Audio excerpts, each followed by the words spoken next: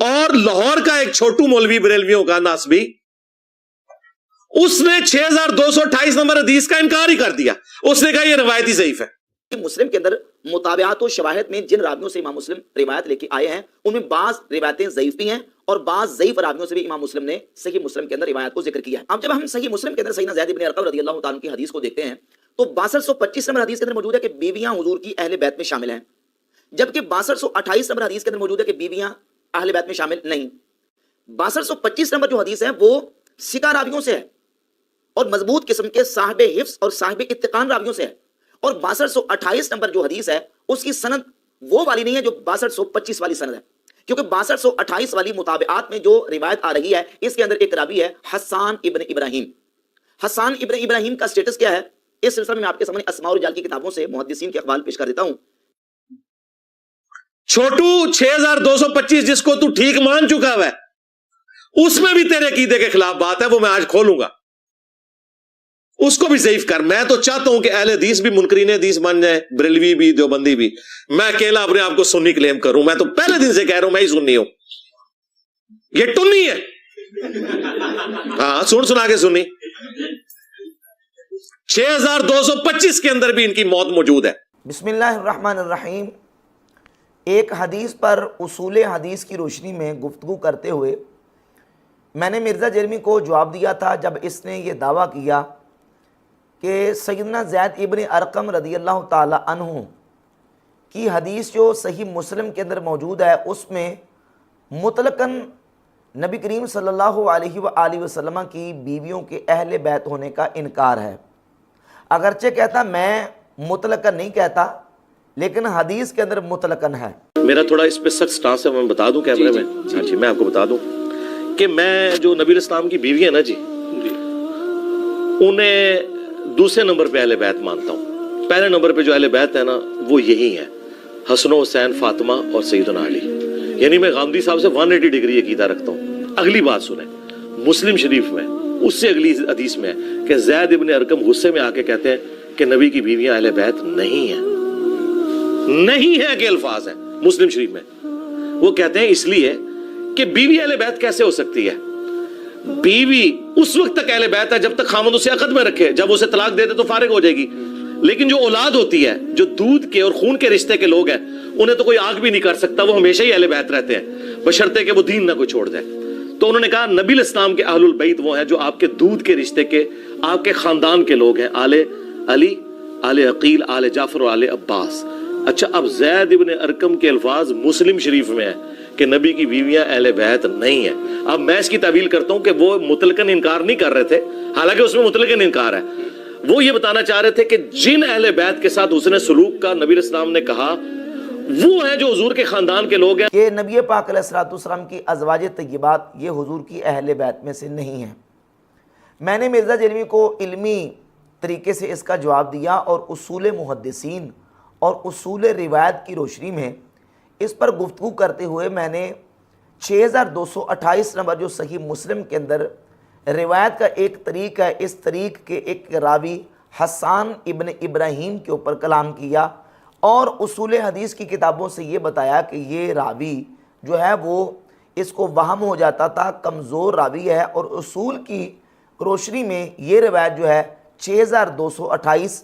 یہ 6225 نمبر روایت سے مرجوع ہے۔ راجح جو روایت ہے صحیح مسلم کے اندر وہ 6225 نمبر روایت ہے، جس میں سیدنا زید ابن ارقم رضی اللہ تعالیٰ عنہ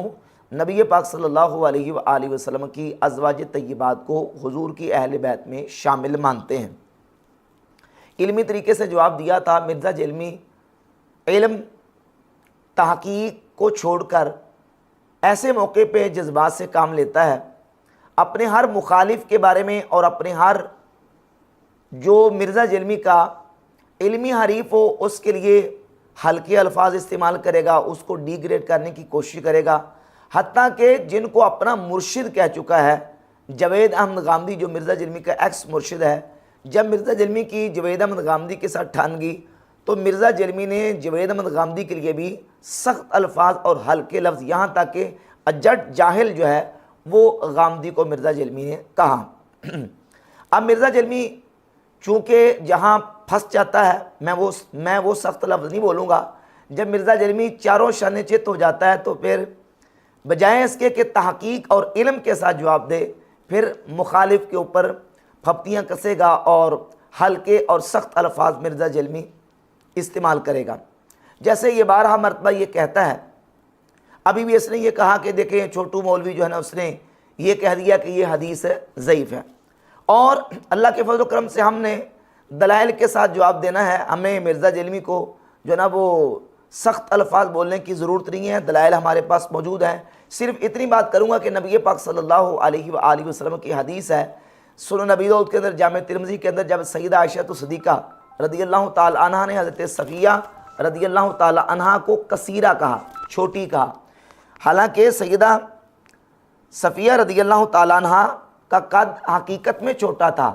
لیکن سیدہ عائشہ صدیقہ رضی اللہ تعالیٰ عنہ نے اس موقع پر جب ان کو کثیرہ کہا تو نبی پاک صلی اللہ علیہ وآلہ وسلم نے اس موقع پر ارشاد فرمایا، لَقَدْ قُلْتِ كَلِمَةً لَوْ مُزِجَتْ بِمَاءِ الْبَحْرِ لَمَزَجَتْهُ، کہ تم نے عائشہ صفیہ کے بارے میں وہ کلمہ کہا ہے کہ اگر اس کلمہ کو سمندر کے پانی کے ساتھ ملا دیا جائے تو سمندر کا پانی کڑوا ہو جائے۔ یعنی کسی کو قصیرہ، جبکہ حقیقت میں وہ چھوٹا قد بھی اس کا ہو، تو کسی کو اس طرح کہہ کے اس کے لیے اس طرح کے الفاظ استعمال کرنا، نبی پاک صلی اللہ علیہ وآلہ وسلم نے اس قدر اس پر شدید جو ہے نا وہ وعید ارشاد فرمائی۔ اللہ کے فضل و کرم سے میرا قد بھی پورا ہے، میری عمر بھی 40 سال سے اوپر ہے، لیکن مرزا جرمی چونکہ میرے جو علمی تابڑ توڑ حملے ہیں اور علمی اور تحقیقی جوابات ہیں، جب مرزا جرمی بے بس ہو جاتا ہے تو پھر اس طرح کے ہلکے الفاظ استعمال کر کے مقابلے میں مخالف کو ڈیگریڈ کرنے کی کوشش کرتا ہے۔ چاہیے تو یہ تھا کہ میرا جواب دو، جو میں نے اصول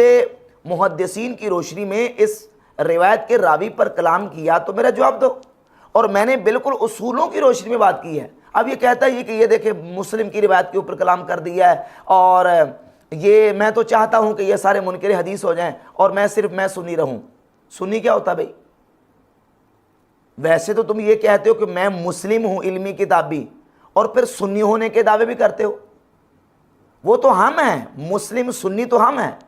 تم تو مسلم علمی کتابی کہتے ہو اپنے آپ کو، تو سنی ہونے کا کیا مطلب ہے؟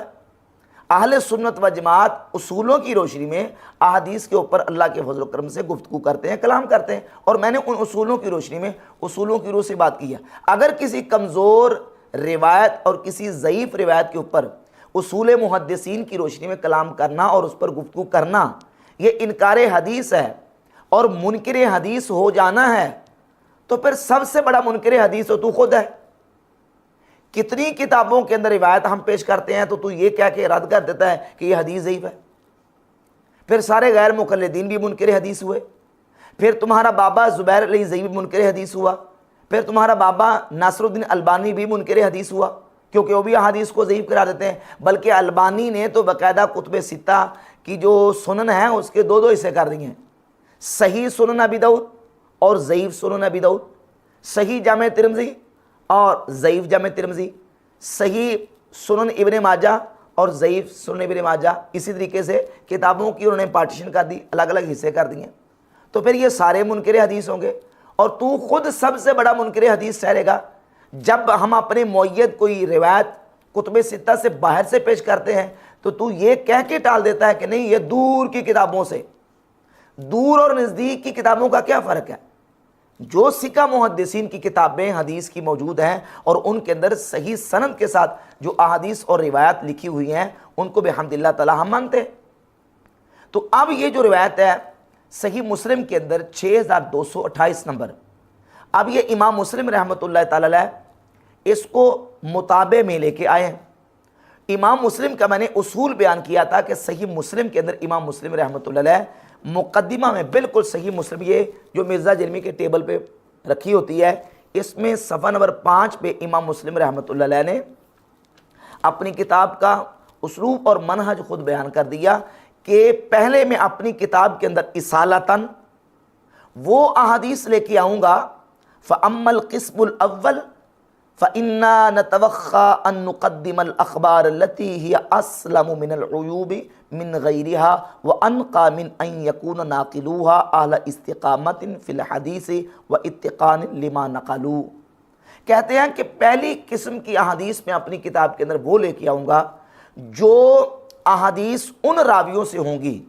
جو صاحب اتقان اور جو ہے وہ اہل الاستقامت فی الحدیث، جو حدیث کے میدان میں اہل استقامت ہیں، اور ایسی روایت لے کے آؤں گا ہی اسلم من العیوب، جو عیوب سے بالکل سالم اور صحیح ہوں گی۔ پہلی قسم کی روایت جو اصالتاً امام مسلم اپنے صحیح میں لے کے آئیں گے۔ اور پھر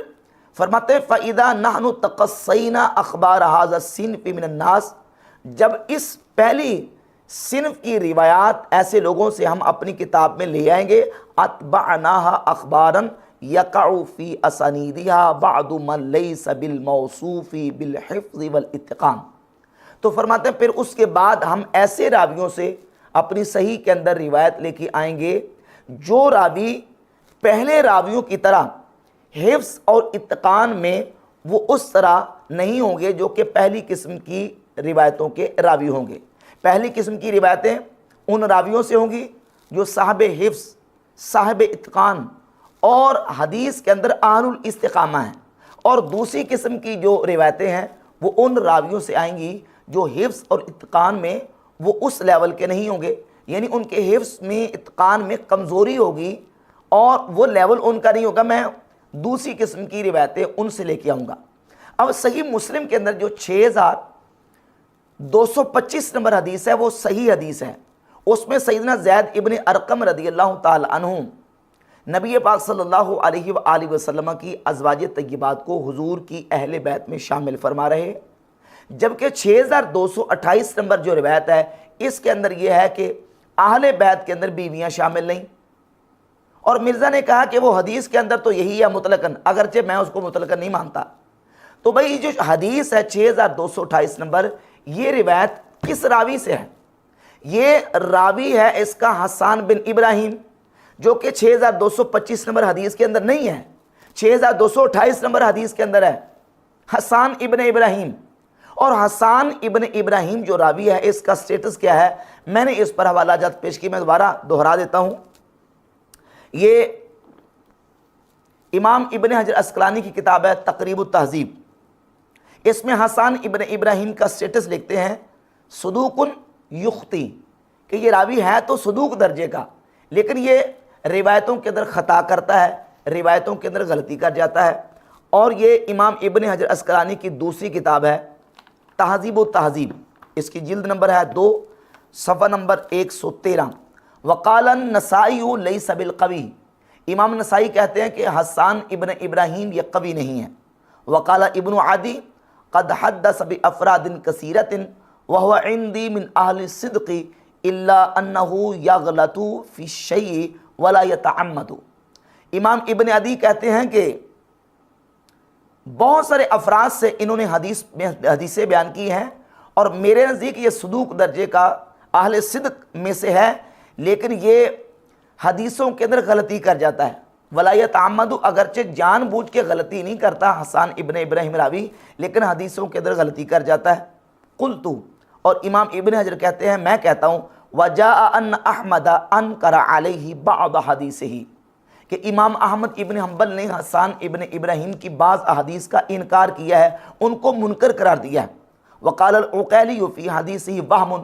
امام عقیلی کہتے ہیں کہ حسان ابن ابراہیم کی احادیث کے اندر وہم ہے۔ وقال ابن حبان فی الثقات ربما اخطا، امام ابن حبان کتاب الثقات میں کہتے ہیں کہ یہ جو راوی ہے حسان ابن ابراہیم یہ خطا کر جاتا، یہ غلطی کر جاتا۔ یہ تہذیب ہے امام یوسف مزی کی، اور اس کی جلد نمبر ہے 2، صفحہ نمبر 95 پر امام یوسف مزی تقریباً یہی جو کلام ہے محدثین کا وہ اپنی اس کتاب کے اندر نقل کرتے ہیں۔ وقال النسائی لیس بالقوی وقال ابو احمد بن عدی قد حدث بافراد کثیرۃ وهو عندي من اہل الصدق الا انه یغلط فی الشیء وليس ممن يظن به انه يتعمد في باب الروایت اسنادا او متنا،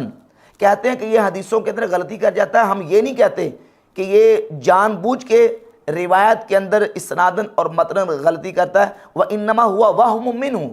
असल में उनको वहम हो जाता है, वह हुआ इंदी ला बास बिही, कहते हैं कि अगरचे मेरे नज़दीक उन इस रावी के अंदर हर्ज नहीं, लेकिन उसकी जो ख़ता और गलती है और उसका जो वहम है वो अपनी जगह पे मुहद्दिसीन ने उसको जो है ना वो उसके ऊपर कलाम किया है कि जो उसकी ख़ता और गलती है वो काबिल कबूल नहीं है। तो अब ये मुहद्दिसीन का कलाम है हसन इब्न इब्राहीम रावी के ऊपर। और फिर इमाम मुस्लिम रहमतुल्लाह अलैह ने सही मुस्लिम के अंदर जो अपनी सही के लिए उसूल बयान किया, उस उसूल की रोशनी में मैंने उसी उसूल के तहत इस रिवायत को कमज़ोर साबित किया और मरजू करार दिया 6225 नंबर रिवायत के मुकाबले में वो राजी रिवायत है। अब ये कहता है कि देखिए वो हदीसों के ऊपर कलाम कर रहे हैं तो मुनकर हदीस है, तो अगर इसको इनकार हदीस या मुनकर हदीस होना कहते हैं तो वो तो फिर तुम सबसे बड़े और तुम्हारे जो बाबे हैं वो सबसे बड़े मुनकर हदीस करार पाएंगे। जबकि उसूल मुहद्दिसीन की रोशनी में जो सही मुस्लिम के अंदर मुताबिआत और शवाहिद के अंदर रिवायात है उन पर मुहद्दिसीन ने कलाम किया है। यही वजह है कि इमाम नववी शारे सही मुस्लिम, उन्होंने जब सही मुस्लिम की शरह लिखी तो बिल्कुल सही मुस्लिम के मुकद्दिमा में उन्होंने सफ़ा नंबर 24 मेरे हाथ में पहली जिल्द है, लिखा कि आब आइबून मुस्लिमन बेरिवायत ही फ़ी सही अन जमाअत मिन दुआफा वल मुतवस्सितीन अल वाक़ईन फ़ी तबक़त सानिया अल्लज़ीन लैसू मिन शर्त सही। ऐब लगाने वालों ने इमाम मुस्लिम को ऐब लगाया इस बात पर कि उन्होंने अपनी सही के अंदर ऐसे ज़ईफ़ किस्म के रावियों से और ऐसे मुतवस्सित किस्म के रावियों से जो कि तबक़ा सानिया में वाक़ हुए ज़ईफ़ रावियों की जमात से रिवायात को ज़िक्र किया,